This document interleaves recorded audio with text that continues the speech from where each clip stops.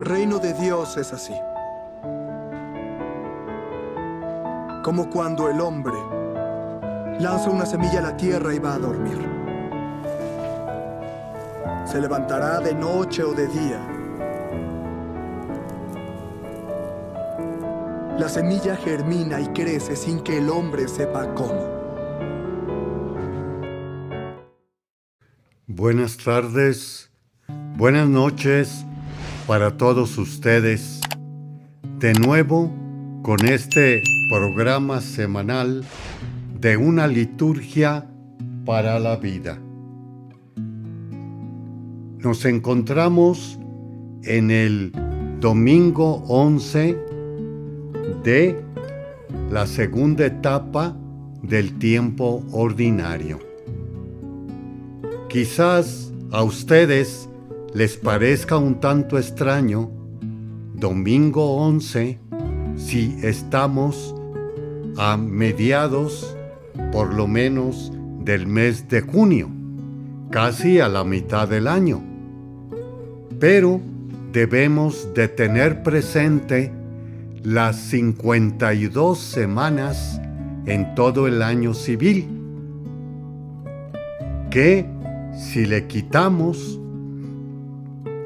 Adviento y Navidad, más Cuaresma y Pascua, nos quedan aproximadamente 34 domingos, que se llaman así ordinarios, o sea, de todos los domingos. También en estos domingos usamos el color verde, que nos quiere dar a entender la esperanza. Y por otro lado, vamos a ver mucho ahora la madurez de nuestra fe. También otra de las cosas es que como estamos al principio del año, de este número 11, domingo 11, nos está de nuevo abriendo el origen de la vida, del mundo, de la creación, de nuestra existencia. Otra de las cosas también que no debemos pasar por alto viene siendo la cuestión de las parábolas. En varios capítulos o en los evangelios vemos parábolas, vemos semejanzas. También es otro nombre que se le da, o vemos también la palabra símil, que quiere precisamente ahondarnos tras un hecho relatado, ficticio, ahondar en una verdad. También la parábola tiene como finalidad ponernos nosotros o integrarnos, mejor dicho, en ese relato histórico ficticio, para ahondar en la verdad. Otra de las cosas también bastante interesantes que no debemos de perder, además de las parábolas, el Evangelio, la predicación del Señor, viene siendo el reino de Dios. Ahora nosotros, en bastante tiempo atrás, se terminaron los reinos y las monarquías en sí. Todavía uno que otro por ahí surgen, pero ya no son como en los primeros tiempos o la época medieval, sino que son ahora pues únicamente personajes representativos. Pero valga la coyuntura de las elecciones aquí en México, como también puede ser en otro lugar.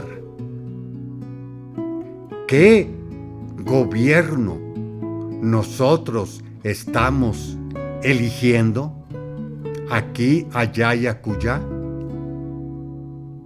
A nivel particular, o sea, municipal, estatal o federal o mundial también. No se niega. Por eso estamos viendo aquí y allá las tales reuniones. En otra hora era el grupo norte-sur.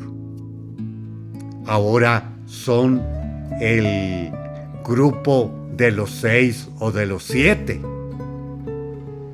Y así podemos precisamente que estos tienen su plan y proyecto para el caminar de este mundo. Y, de nuevo, nosotros en las elecciones optamos por este o por aquel más que se nos hace a bien que lleve un proyecto, en pocas palabras, de justicia, de paz y de unidad.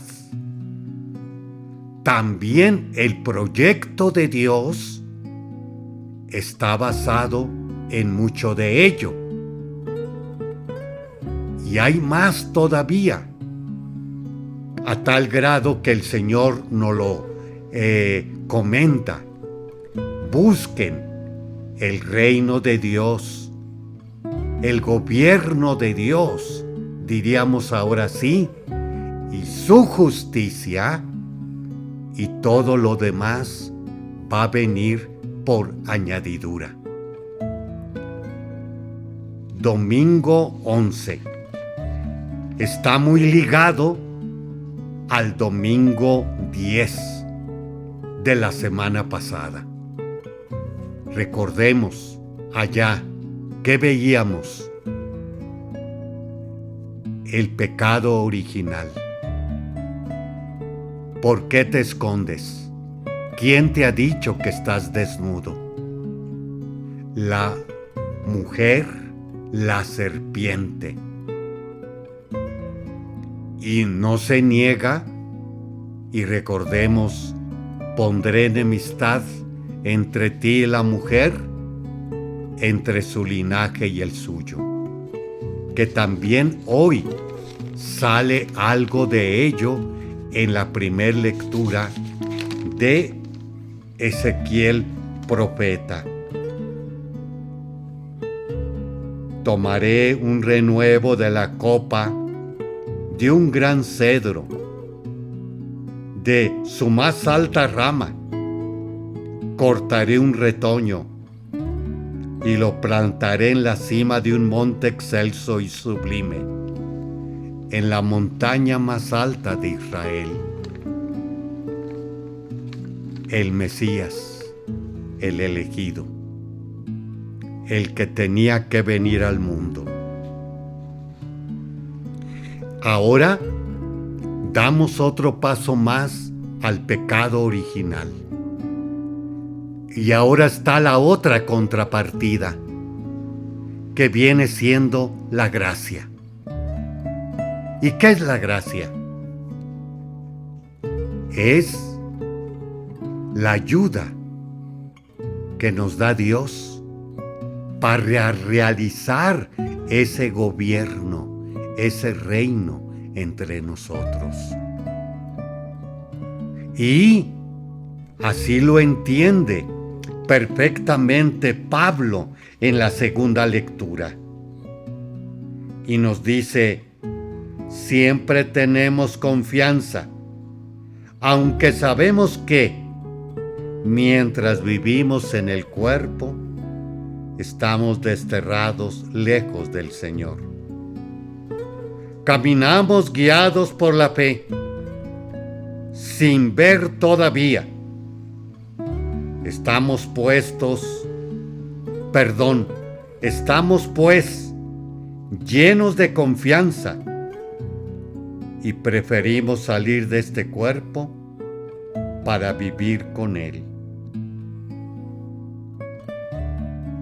Y la oración de este día también oración colecta de este día, también nos lo recuerda y nos dice: Señor Dios, fortaleza de los que en ti esperan, acude bondadoso a nuestro llamado, y puesto que sin ti nada puede nuestra humana debilidad,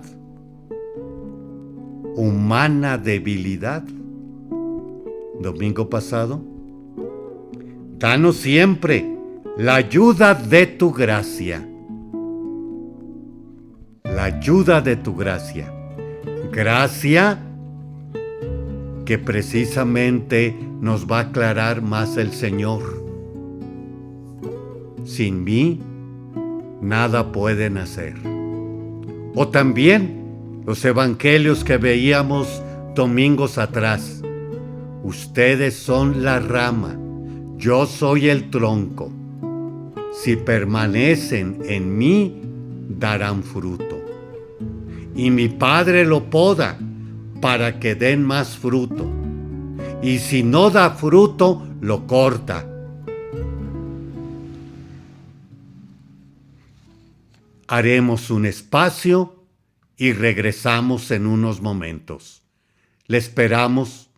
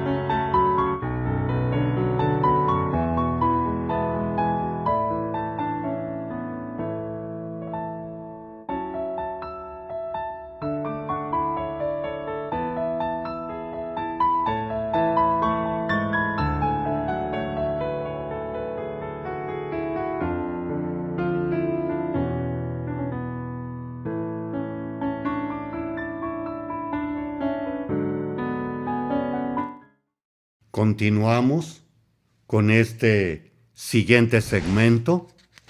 Comparte estos momentos el padre Víctor Anguiano de la diócesis de San Cristóbal de las Casas.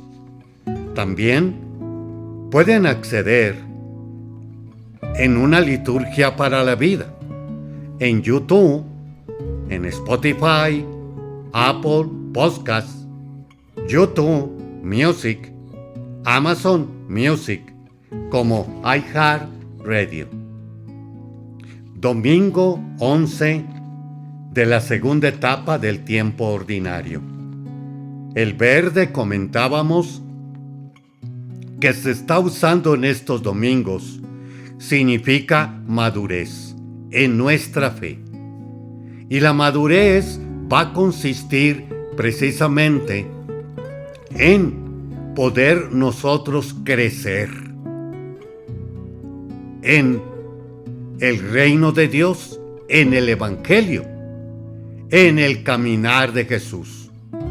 Que los santos y santas también nos han dado bastante iluminación para nuestro caminar. Y continuemos con la gracia que quedamos en el segmento anterior.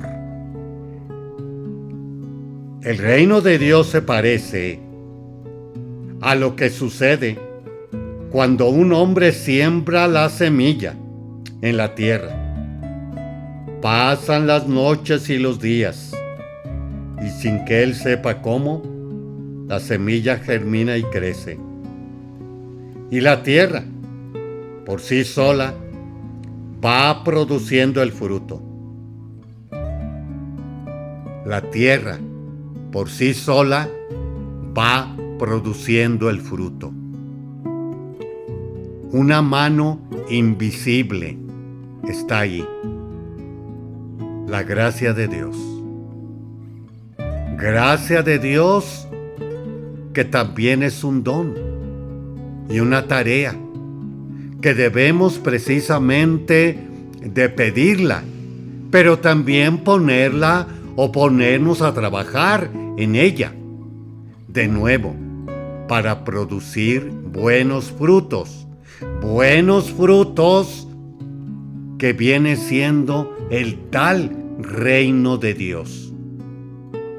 Bueno es por ahí que escuchemos esa canción que nos habla precisamente: tu reino es vida, tu reino es paz, tu reino es justicia, tu reino es amor. Venga a nosotros tu reino, Señor. Y lo estamos diciendo precisamente en el Padre Nuestro: venga a nosotros tu reino. Y ese tal reino, sí, Dios lo da, pero también quiere nuestra colaboración de cada uno de nosotros, a tal grado que precisamente nos pone a temblar Pablo ahora en la segunda carta. Por eso procuramos agradarle en el destierro o en la patria, porque todos tendremos que comparecer ante el tribunal de Dios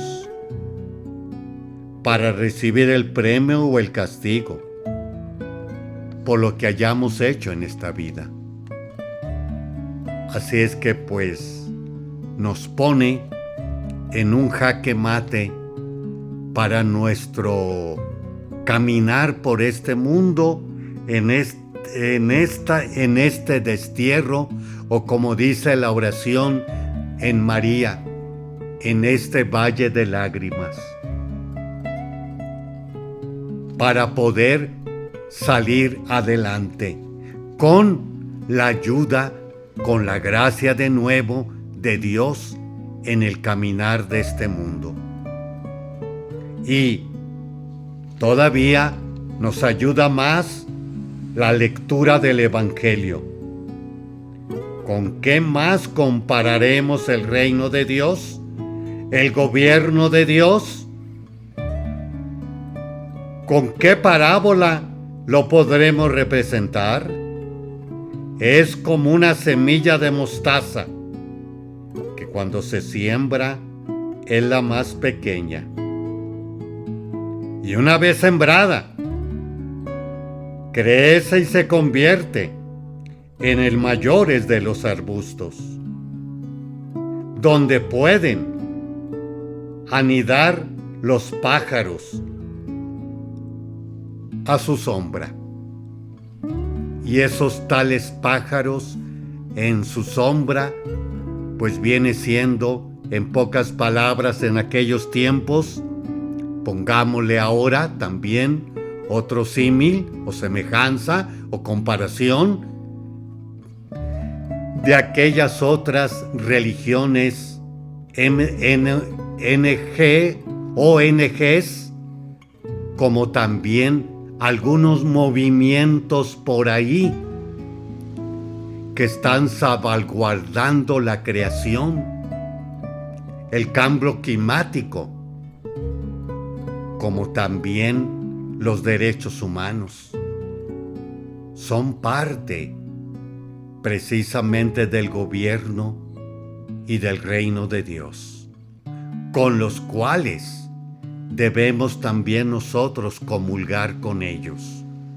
Como diría el Papa en otro momento, hay que unirnos en lo que nos une y no en lo que aquello nos hace diferentes o nos hace no coincidir en algunas otras cosas. Y de nuevo, siempre el cristianismo tiene como centro domingo antepasado, el Sabbat, el descanso, la ley. Todo es para el hombre y no el hombre para la ley. Pues todo está encajando en lo anterior con lo presente, y que nosotros somos una cosa insignificante en comparación de la humanidad. Que seamos tú y yo el que podamos precisamente con intensidad, con gran fuerza y ayuda de Dios o gracia de Dios, ir implantando este bien, esta paz, esta vida, esta unidad, esta igualdad, esta verdad entre nosotros y otros tanto más valores que vamos a ir descubriendo en el Evangelio. Vayan y enseñen a toda criatura. Hagan discípulos míos. Y no se nos olvide la primer lectura de Ezequiel. Tomaré un renuevo de la copa de un gran cedro. De su más alta rama cortaré un retoño. Lo plantaré en la cima de un monte excelso y sublime.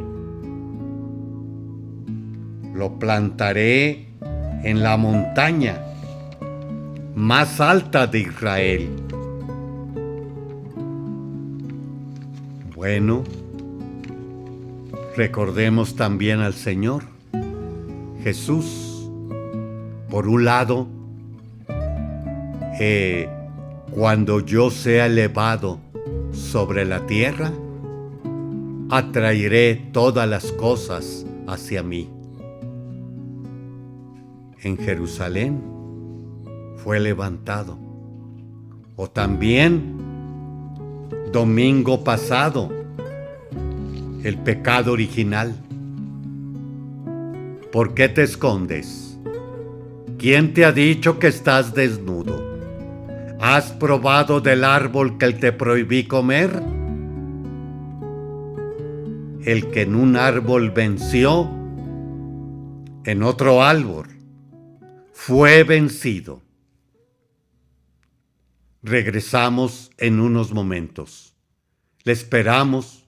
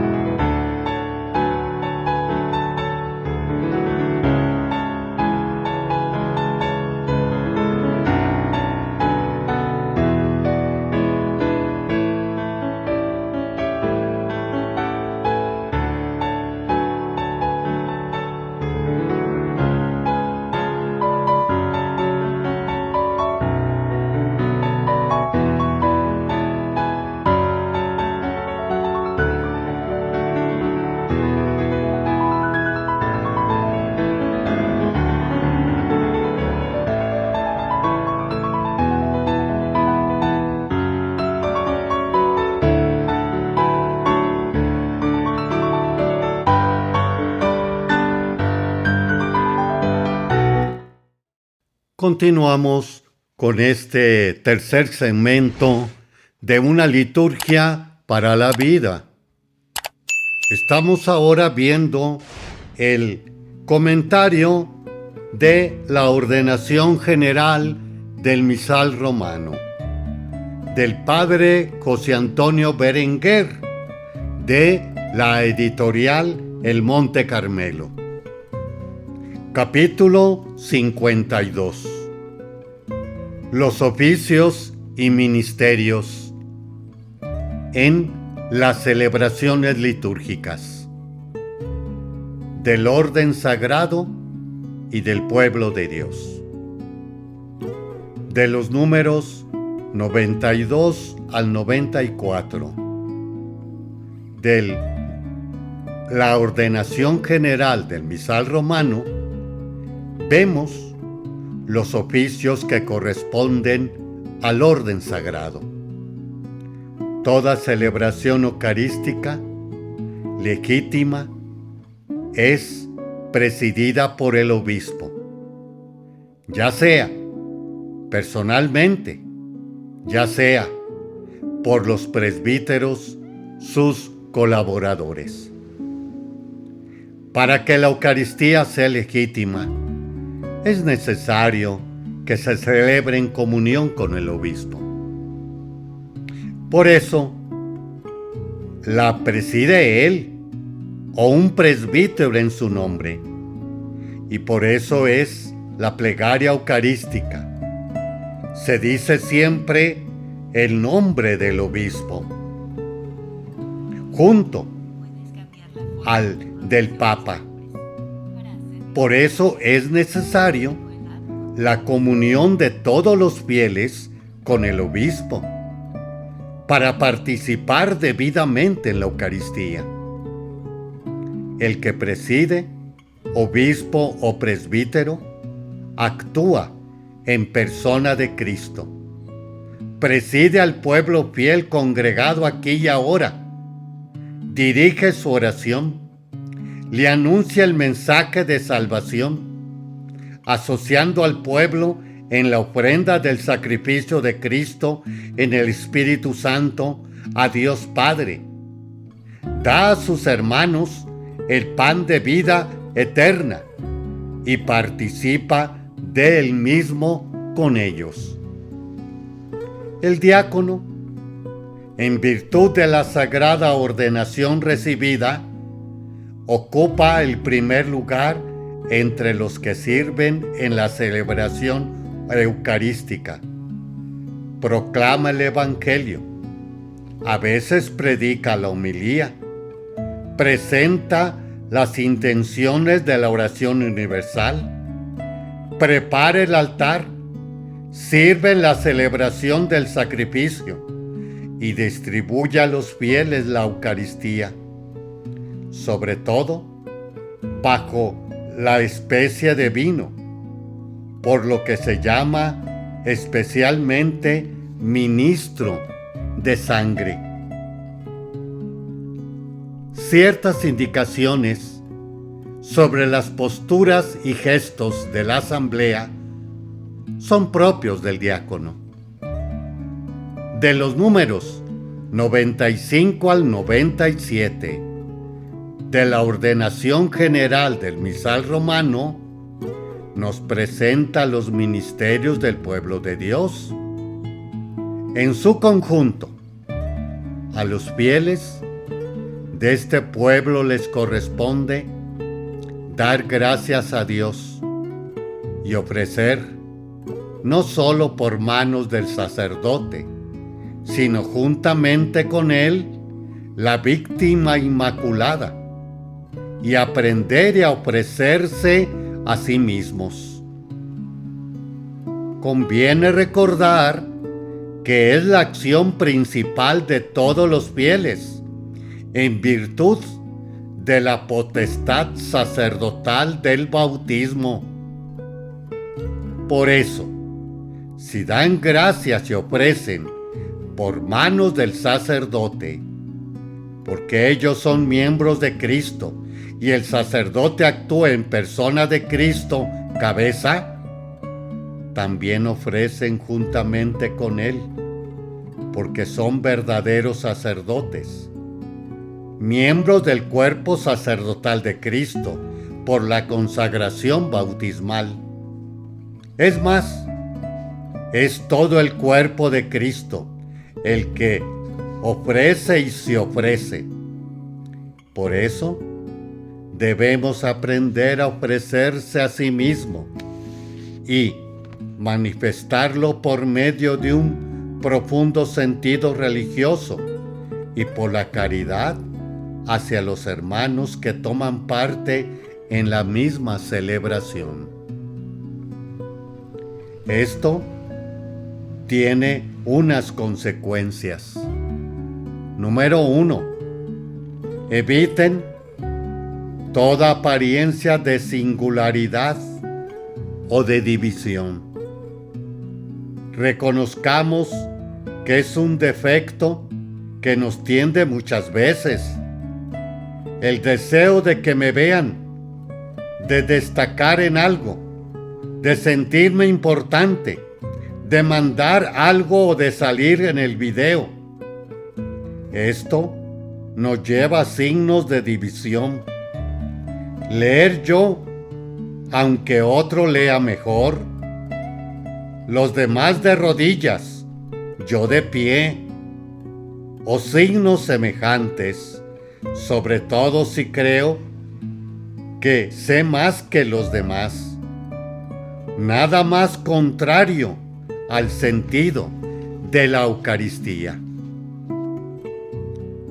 Número 2. Formen un solo cuerpo, escuchando la palabra de Dios, participando en las oraciones y en el canto, y sobre todo, ofreciendo el sacrificio por la comunión. Esta unión se hace hermosamente visible cuando los fieles observan comunitariamente los mismos gestos y las mismas actitudes corporales. Número 3. No rehúsen a desempeñar algún ministerio cuando se les pida. Si pueden, hacerlo bien, con conocimiento, previamente y formación para con ello. Aquí, muy bueno es recordar en lo que se nos está ahorita diciendo acerca de que toda la comunidad, por razón del bautismo, es sacerdote. Y ahora nos estaba recordando que ser sacerdote viene siendo aquel que se ofrece en el sacrificio, se ofrece en el caminar de nuestras vidas, bajando yo, como diría Juan Bautista, y que otro, Jesús en ese caso, emerja. Haremos otro espacio y regresamos. Le esperamos.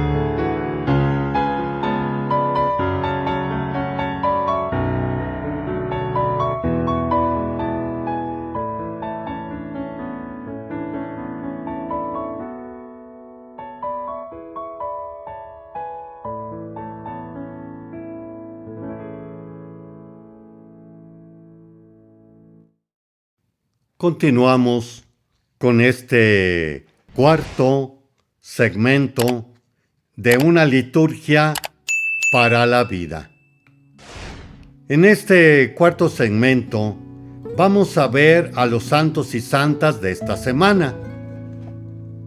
No se nos olvide, como bien decía aquel padre allá por el mes de julio, recordando de nuevo una parábola que unos dieron el 30, el 40 y el 90%.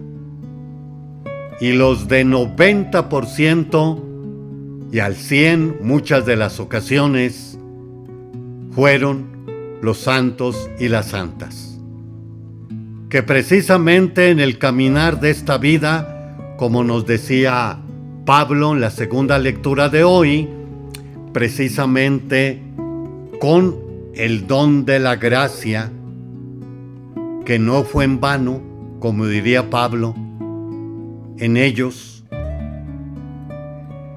alcanzaron hasta el 90% de la santidad, divinización de ese reino o gobierno de Dios, o como Dios lo está delineando en las Escrituras. Y de nuevo, es el deseo original de nuestro Padre, muy pintado en el paraíso terrenal. 21 de junio.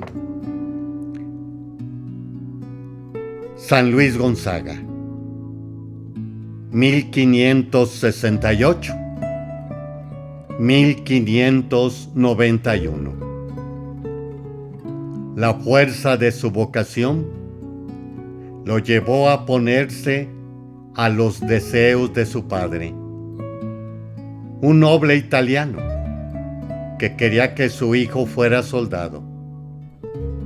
A la temprana edad de 10 años, se había consagrado a Dios con voto de virginidad.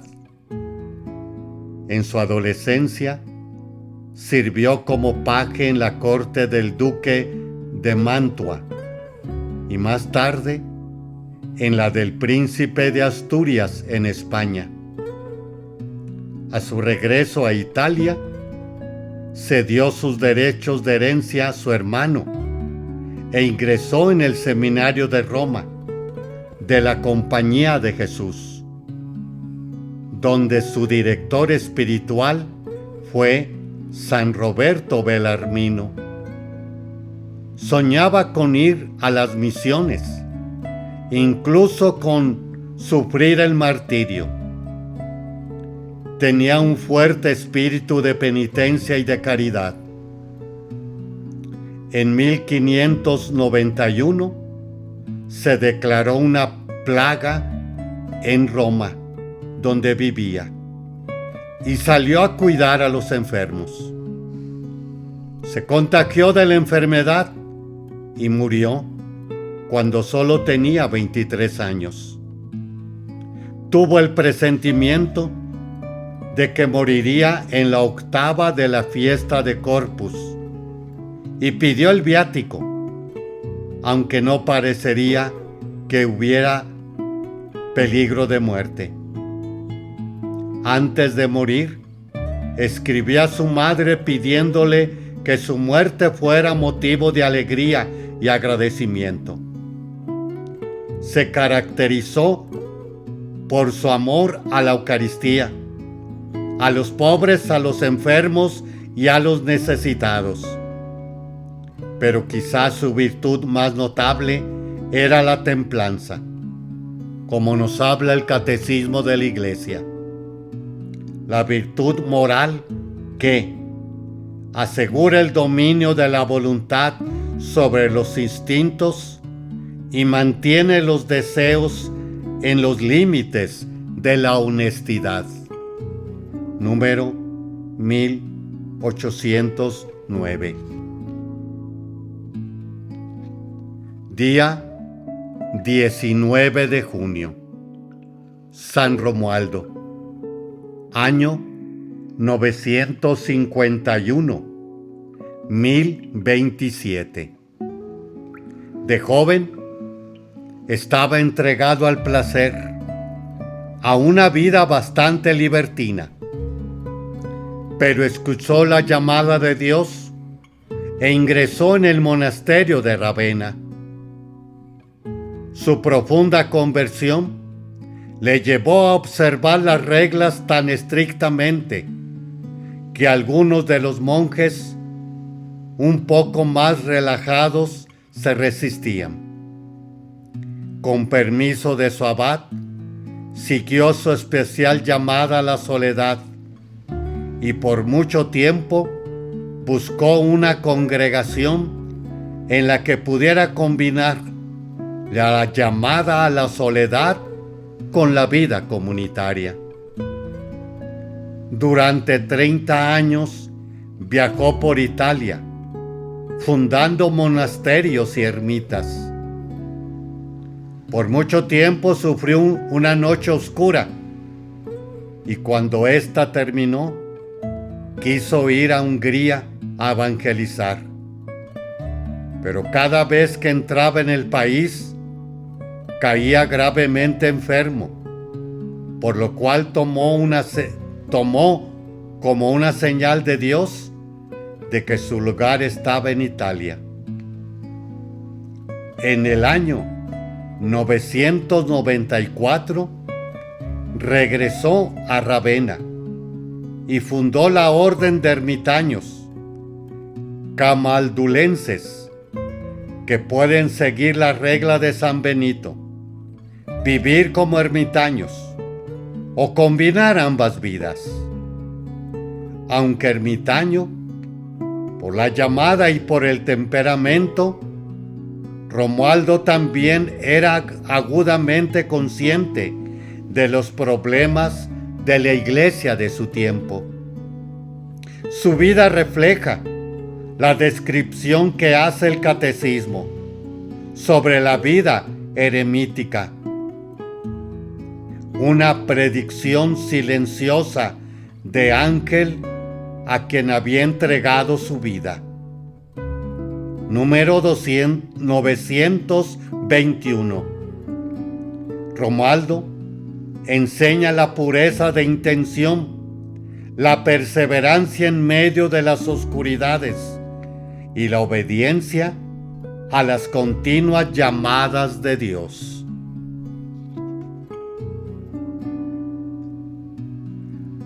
Muchas gracias, hermanos y hermanas, por habernos dejado entrar a sus hogares con estas líneas de nuestra fe cristiana y católica.